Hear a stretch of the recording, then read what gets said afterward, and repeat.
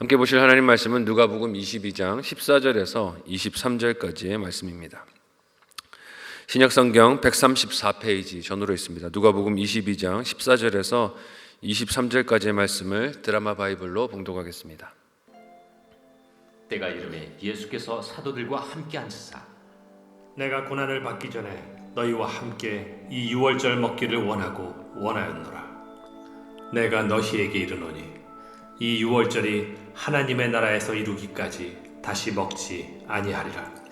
이에 잔을 받으사 감사기도 하시고 이것을 갖다가 너희끼리 나누라. 내가 너희에게 이르노니 내가 이제부터 하나님의 나라가 임할 때까지 포도나무에서 난 것을 다시 마시지 아니하리라 하시고 또 떡을 가져 감사기도 하시고 떼어 그들에게 주시며 이것은 너희를 위하여 주는 내 몸이라. 너희가 이를 행하여 나를 기념하라. 저녁 먹은 후에 잔도 그와 같이 하여 이르시되 이 잔은 내 피로 세우는 새 언약이니 곧 너희를 위하여 붓는 것이라. 그러나 보라, 나를 파는 자의 손이 나와 함께 상위에 있도다.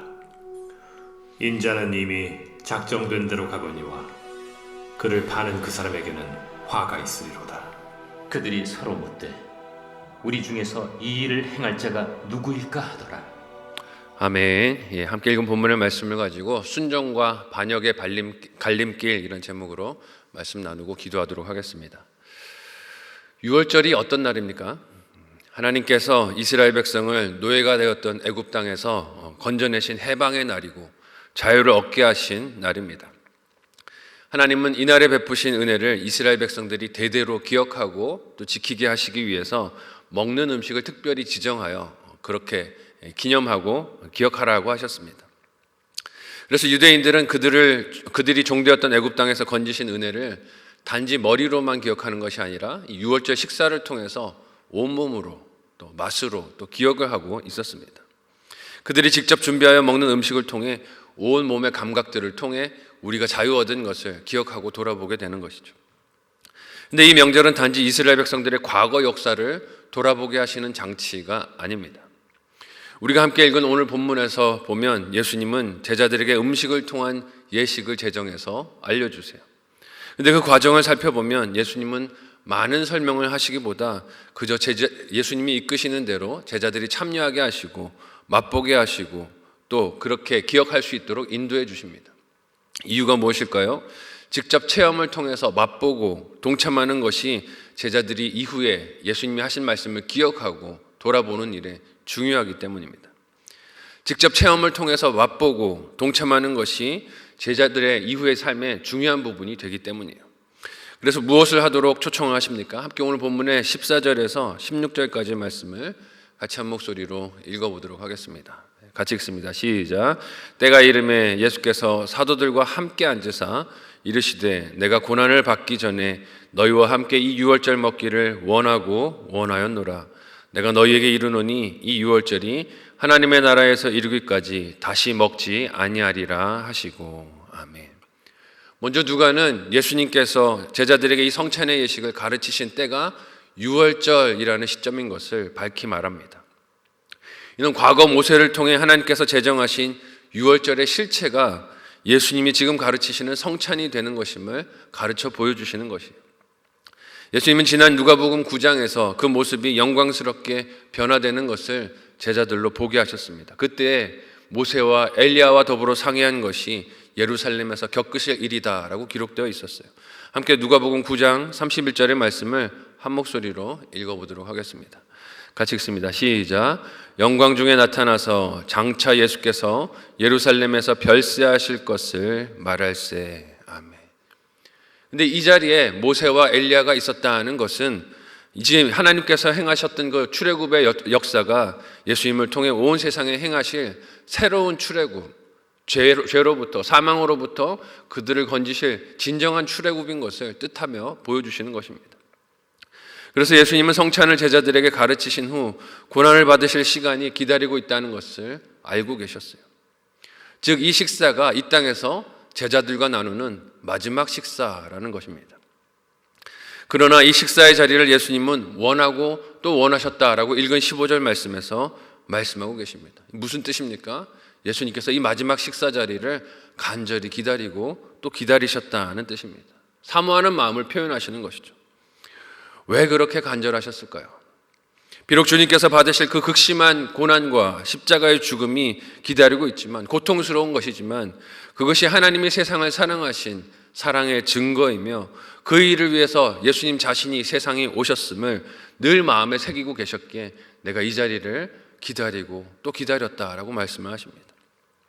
이는 주님께서 받으신 고난과 십자가의 죽음이 억지로 겪으시는 것이 아니라 하나님과 세상을 향한 사랑으로 하시는 자발적인 순종이라는 것을 알 수 있어요. 순종하는 길로 예수님이 가고 계시다는 것을 보여주시죠. 예수님이 이 유월절의 식사를 하나님 나라에서 이루어지기까지 다시 먹지 않겠다라고 말씀하십니다. 이 말씀이 무슨 뜻일까요? 이는 지금 예수님께서 제자들과 나누시는 이 유월절 식사가 단지 출애굽을 인도하셨던 하나님의 은혜를 기억하는 것이 아니고, 또한 예수님의 십자가 죽음 이후 그의 죽으심만 기념하는 것도 아니며, 하나님의 구원 역사가 예수님의 제 이름을 통하여 완성되는 때에 천국의 잔치를 고대하는 일도 된다는 것을 보여준다는 것이죠. 과거 일만 말하는 것도 아니고 현재 일을 말하는 것도 아니고 미래까지도 포함하여서 말씀하시는 것을 뜻합니다. 예수님께서 다시 오셔서 성도들이 다 함께 그 잔치 자리에 참여할 때까지 예수님이 이 유월절 식사를 다시 하지 않겠다라고 하십니다. 이 말은 어떤 의미가 있습니까? 다시 제자들과 예수님이 만나셔서 서로 영접하고 기뻐하고 감격하는 마음으로 그 잔치에 참여하는 자리가 있을 것이다 라는 것을 뜻하는 것이에요. 하나님 나라의 잔치가 기다리고 있는 줄 믿으시기 바랍니다. 우리의 삶에 이 하나님께서 초청하시는 잔치가 기다리고 있어요. 그리고 이어서 어떤 일을 하십니까? 함께 17절에서 18절까지의 말씀을 한 목소리로 읽어보도록 하겠습니다. 이에 잔을 받으사 감사 기도하시고 이르시되 이것을 갖다가 너희끼리 나누라. 내가 너희에게 이르노니 내가 이제부터 하나님 나라가 임할 때까지 포도나무에서 난 것을 다시 마시지 아니하리라 하시고. 아멘. 누가는 다른 복음서의 저자들과 달리 이 유월절에서의 포도주 마시는 장면을 두 번에 걸쳐서 담고 있습니다. 한 번만 있는 게 아니라 두 번이 담겨져 있어요. 원래 유월절 식사 예식에서 유대인들은 4번에서 5번까지 이 잔을 받았다라고 합니다. 이 잔을 마시는 순서가 있는데 누가가 다른 복음서 저자들에 비해서 더 자세하게 이 잔을 마시는 예식을 기록하고 있는 것이에요. 먼저 하신 첫 번째 잔을 마시는 예식에서 예수님은 마실 잔을 받아서 감사 기도를 하시고 제자들에게 이를 그들끼리 나누어 마시게 하십니다. 이것은 똑같은 잔을 제자들이 서로 나누어 마셨다라는 의미가 있는데 제자들이 서로 하나라는 뜻이에요. 너희가 하나인 것을 이 잔을 받음으로 잊지 않고 기억하라는 의미가 담겨 있습니다. 그리고 역시 하나님 나라가 임할 때까지 이 포도나무에서 난 것을 마시지 않겠다라고 하시는데 이는 앞선 16절과 같은 의미입니다. 천국 잔치가 있기까지는 내가 이 잔을 다시 마시지 않는다라는 약속의 말씀이죠. 그리고 이어서 무슨 일을 하십니까? 함께 19절에서 20절까지의 말씀을 한 목소리로 읽어보도록 하겠습니다. 같이 읽습니다. 시작. 또 떡을 가져 감사 기도하시고 떼어 그들에게 주시며 이르시되 이것은 너희를 위하여 주는 내 몸이라 너희가 이를 행하여 나를 기념하라 하시고 저녁 먹은 후에 잔도 그와 같이 하여 이르시되 이 잔은 내 피로 세우는 새 언약이니 곧 너희를 위하여 붓는 것이라. 아멘.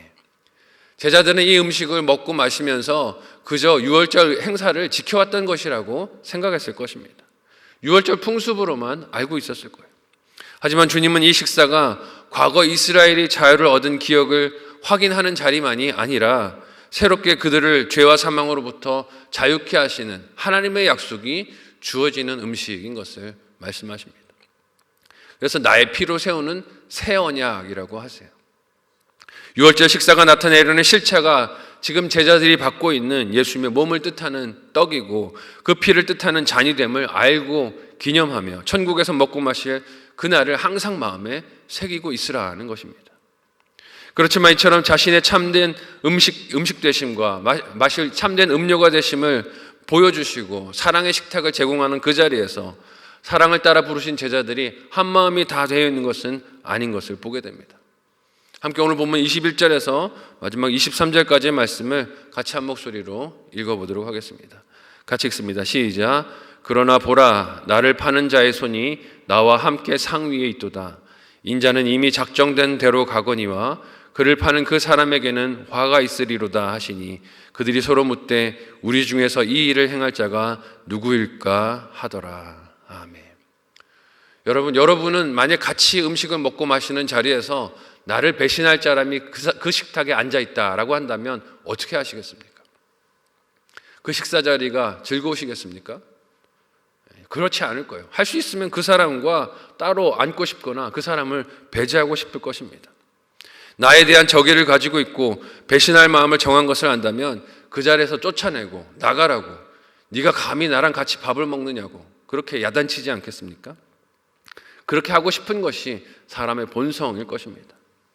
하지만 예수님은 자신을 내어주는 그 식탁의 자리, 새 언약을 세우시는 그 자리에 배신할 제자 가룟 유다를 어떻게 하십니까?